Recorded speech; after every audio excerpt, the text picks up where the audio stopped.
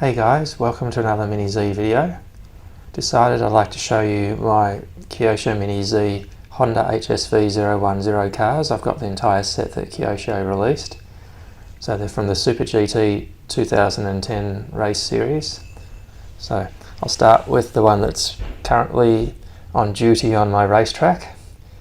So this one is called the Arta. And over here we've got the Epson race car one, and we've got the Weeder,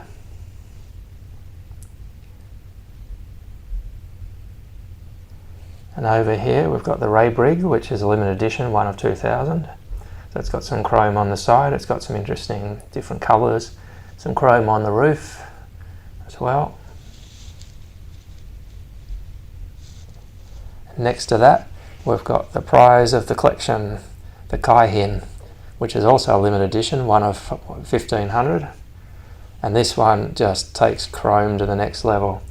So it's got a blended different sort of tone of blue chrome going down until it blends in with silver chrome at the end, the bottom. So I absolutely love these cars. I love how they look. I love how they drive on my racetrack as well. And so these are among my favourite Mini Zs. There aren't many that I would choose over these, that's for sure. Such a sleek, sporty design that Honda used when they couldn't use their original NSX because the rules changed, so they had to use front engine cars, and the original Honda NSX was a mid-engine car. So they came up with an arrangement where they kept pushing back on putting this car into production, which makes you wonder if they ever really were planning to put it in production. So they came up with a race car design which was really, really dominant at the time.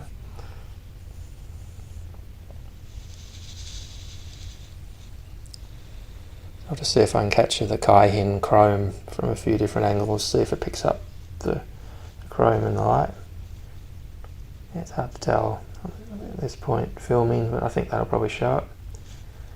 I'll sort of poke down and show the Weeder again from the front. The Weeder's an interesting one because it's got a red stripe up the left hand side of the car and it's got a blue stripe up the right hand side, so it's a good one when you see it from different angles. And there are videos of the real life car from back in the 2010 sort of era on YouTube. Now, I like them so much, I saw something that I just could not resist. So, what could it be?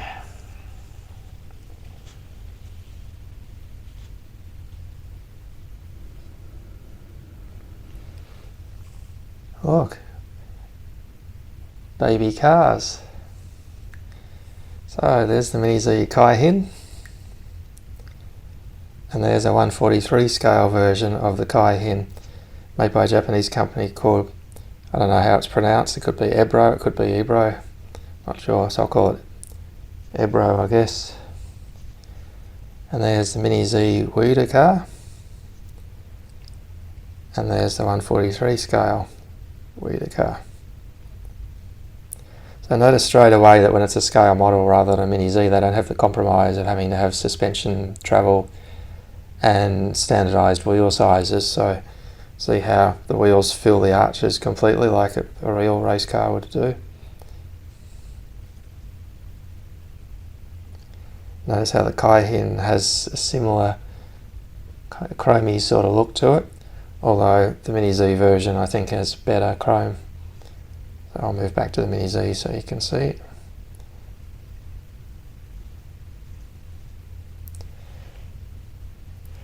So over here we've got the Mini Z Raybrig,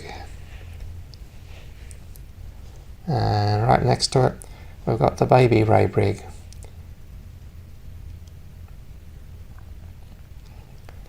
And here's the Epson Mini Z and the baby Epson.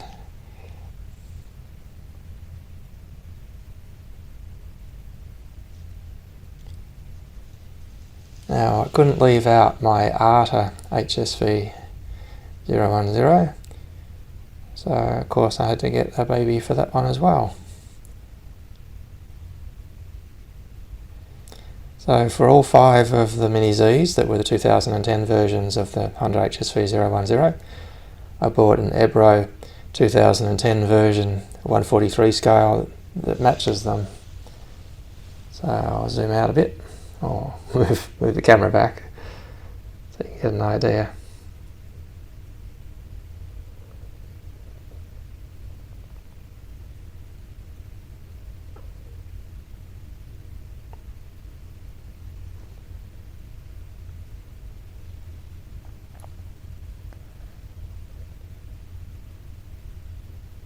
I suspect that some of you might have questions such as, does this mean I'm going to start collecting 143 scale cars? Well, I can assure you that my wife has said, don't you dare. And I wasn't planning to. There are a few other ones I like that I might get, but I'm not going to start collecting because I've got over 200 Mini Zs. So I don't think it would be wise to start collecting these little cars when there are thousands of them from multiple manufacturers that are available.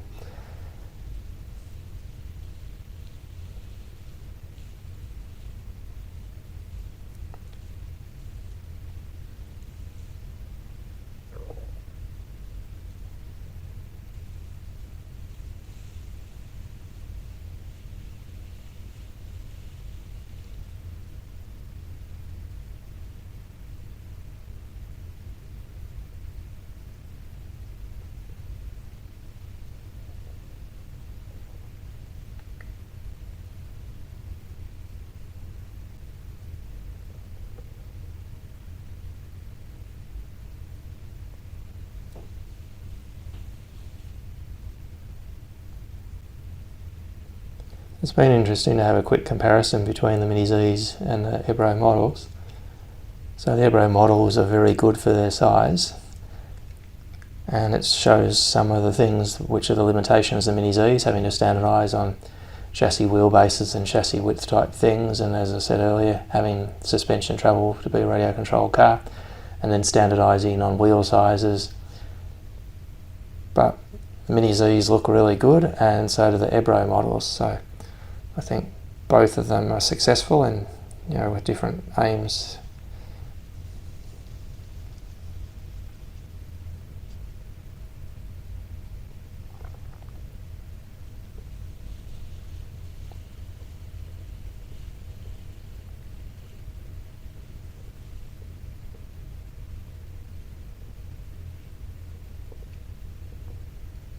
Well, I hope you guys enjoyed this, being a little bit different to a typical Mini Z type video. Just get to a point where they can all be seen. Out there, yep. I just wanted to share that with you guys, that's all I have. So, Mini Z out.